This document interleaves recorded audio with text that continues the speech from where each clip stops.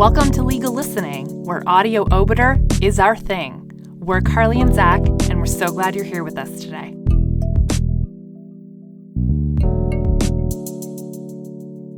Today we're bringing you a special bonus episode, brought to you in collaboration with the folks over at the Legal Writers Collective.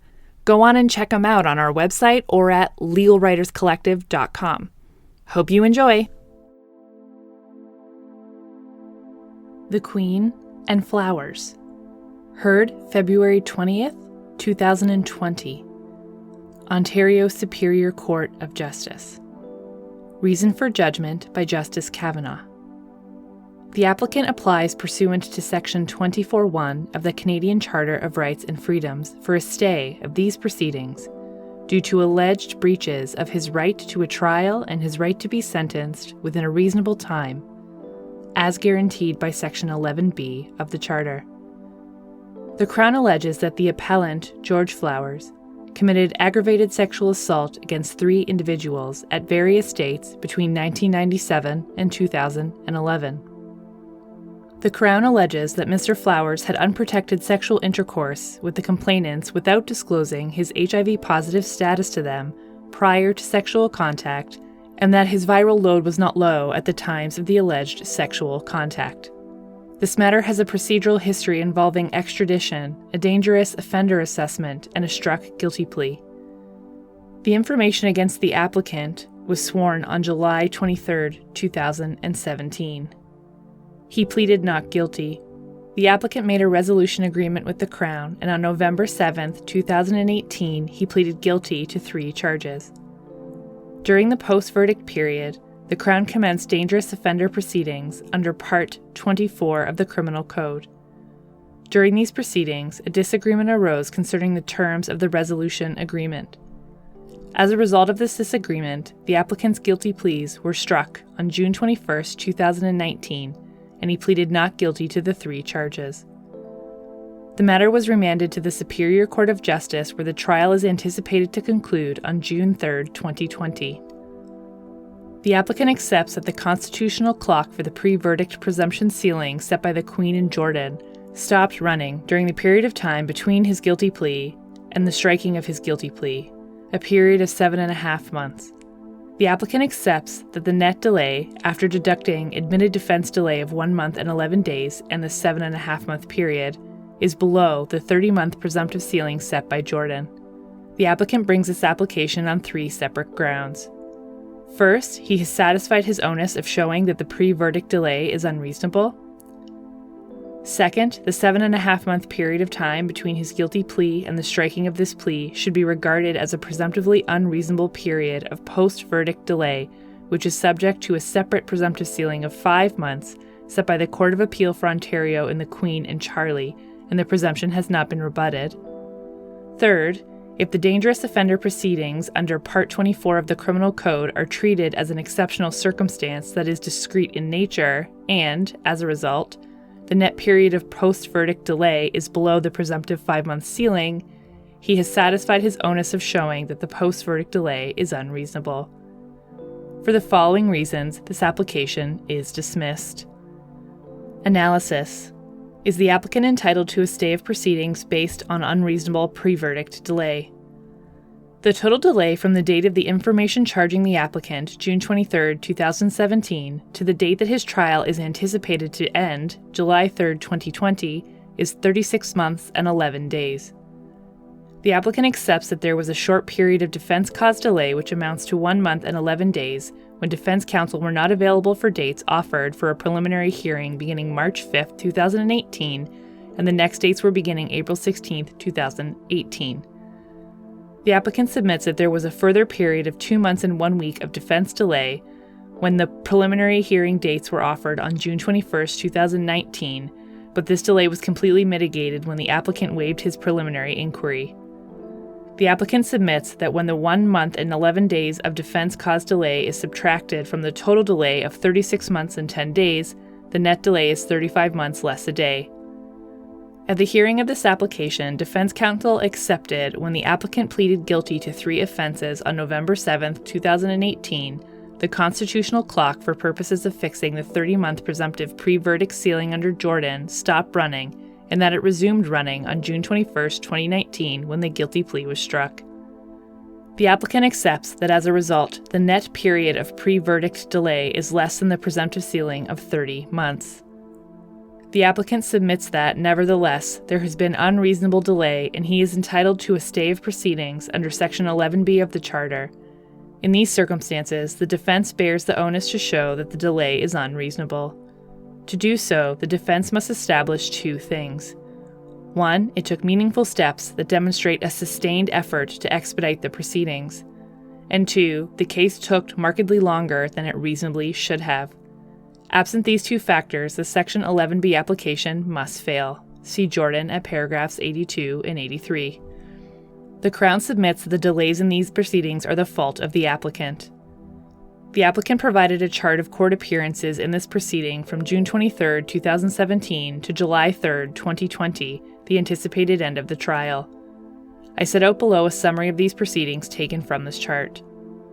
The charges were laid on June 23, 2017. Initial Crown disclosure was received on August 11, 2017, and on September 8 and October 13, 2017, the Crown advised that further disclosure was available. On November 9, 2017, a judicial pretrial was held at which dates for a preliminary hearing were set for April 16 to 19, 2018. The Crown offered a resolution position on December 18, 2017. A judicial pretrial conference was held on January 18, 2018, which was rescheduled for February 14, 2018, and then adjourned on consent to March 9, 2018.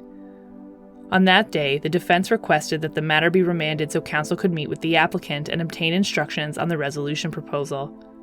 On March 19, 2018, at a judicial pretrial, the defense requested that the matter be put over for the purpose of a guilty plea. The dates for the preliminary inquiry were vacated. From March 19, 2018 to November 7, 2018, there were exchanges of communications between defense counsel and the Crown concerning the draft agreed statement of facts. There were some periods when Crown counsel was unavailable because of other trial commitments. During this period, the applicant counsel changed. A further judicial pretrial conference was held on September 7, 2018.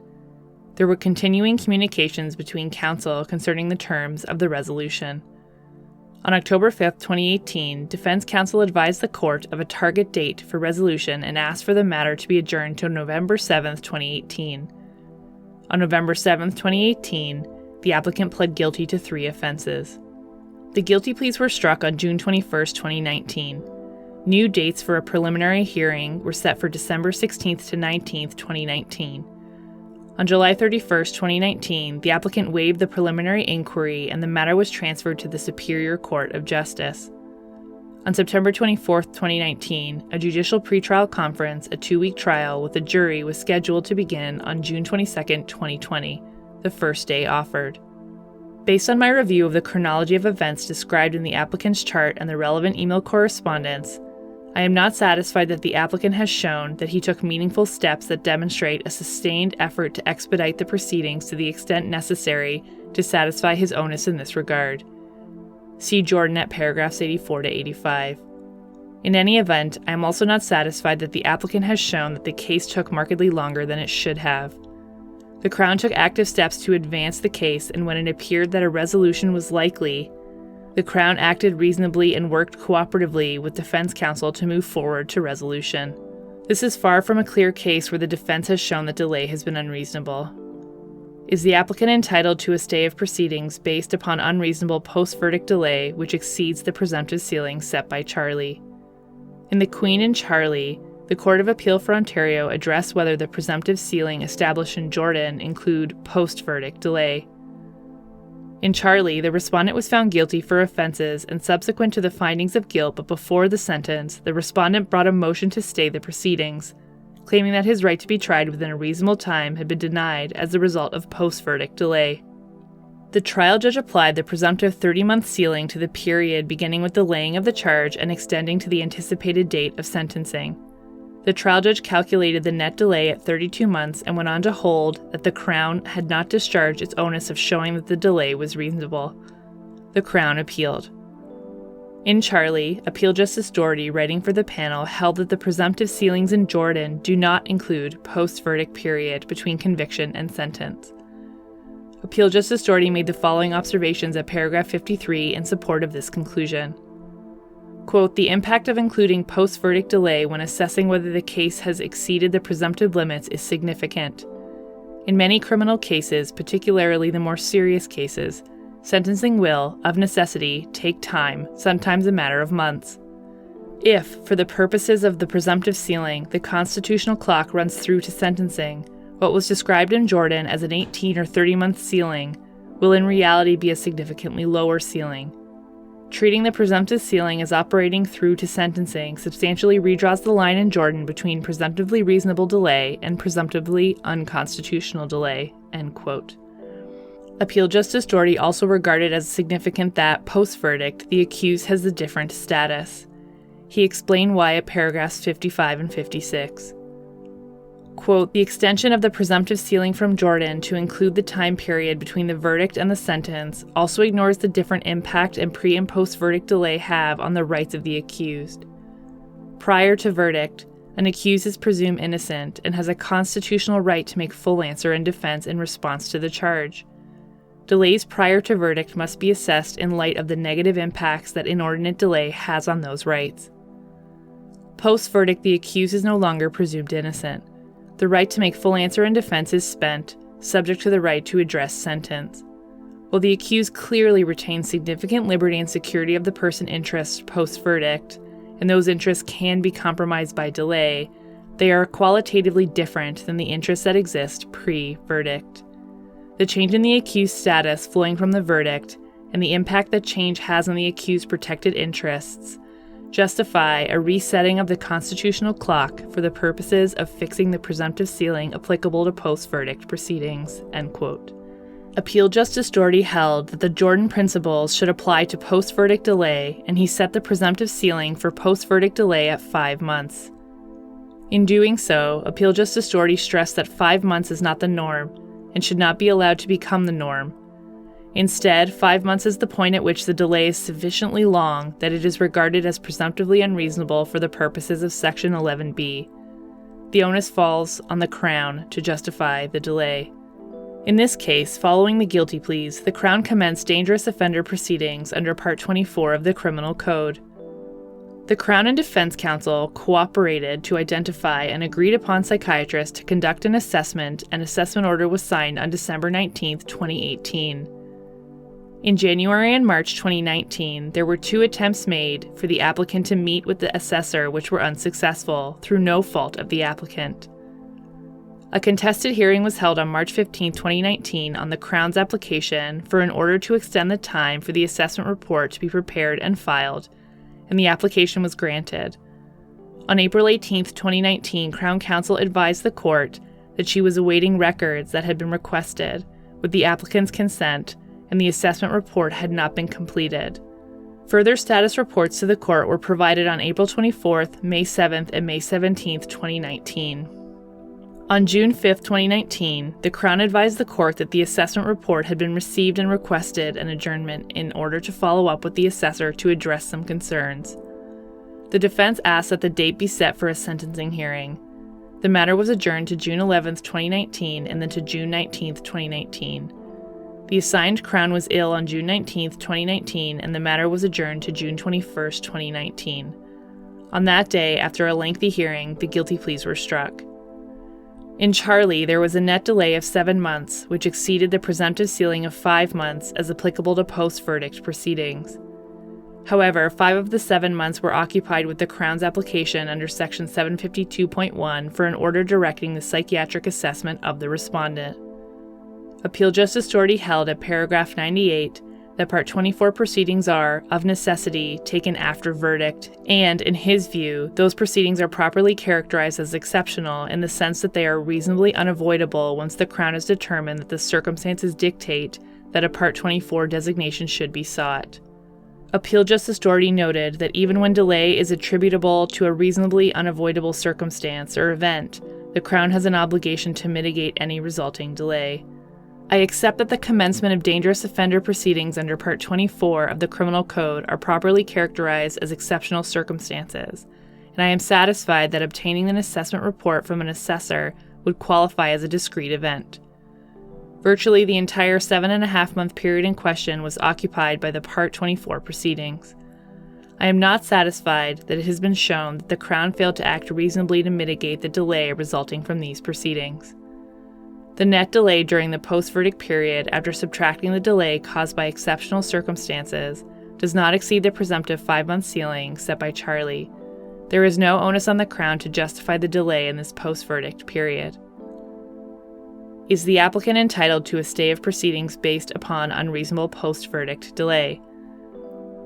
The applicant submits that where, during a post-verdict period, delay falls below the presumptive 5-month ceiling, the defense may nonetheless seek a remedy for unreasonable delay under Section 11B of the Charter. The applicant submits that the defense bears the onus to show delay is unreasonable, and to do so, the defense must establish 1. It took meaningful steps that demonstrate a sustained effort to expedite the proceedings, and 2. The sentencing took markedly longer than it reasonably should have. I accept, in principle, that it is open to the defense in a given case to apply for relief based on Section 11B of the Charter where there is post-verdict delay which falls below the presumptive 5-month ceiling. I expect that such applications will be exceedingly rare. In this case, I am not satisfied that the applicant has met his onus of showing that there was unreasonable delay between the guilty pleas and when these pleas were struck. This period of time was largely occupied by the Part 24 proceedings, which I have addressed. The application before me, to the extent that it is based on post-verdict delay, is unusual because the verdict arrived at through guilty pleas was set aside when the guilty pleas were struck. The matter is now proceeding to trial. In this respect, the factual circumstances differ markedly from those in Charlie.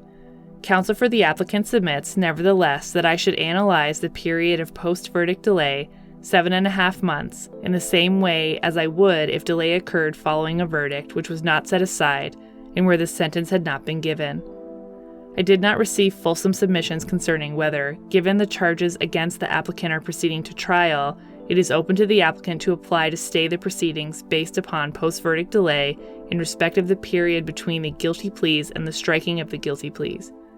Because of my conclusions that in any event, the applicant is not entitled to a stay of proceedings based on post-verdict delay, it is not necessary for me to decide this question. The applicant has failed to show unreasonable post-verdict delay. For these reasons, the applicant's Section 11B application is dismissed.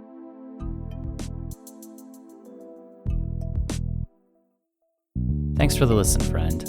I hope you're able to enjoy that case and learn something new from it. Legal Listening is founded by Zach Battiston and Carly Lyons. It is hosted by Zach Battiston, Carly Lyons, and you, our listeners. Executive produced by Zach Battiston, Carly Lyons, and Anthony Radomile. Audio engineering by Anthony Radomile. Graphic design by Julie Lundy. Check her out online at julielundyart.com. And music done by Matt Radomile at radandkel.com. At Legal Listening, we're always open to new ideas, suggestions, and of course, guest readers. Check us out on Twitter at Legal Listening or online at legallistening.com. Legal Listening, where audio obiter is our thing. We'll catch you in the next case. Bye now.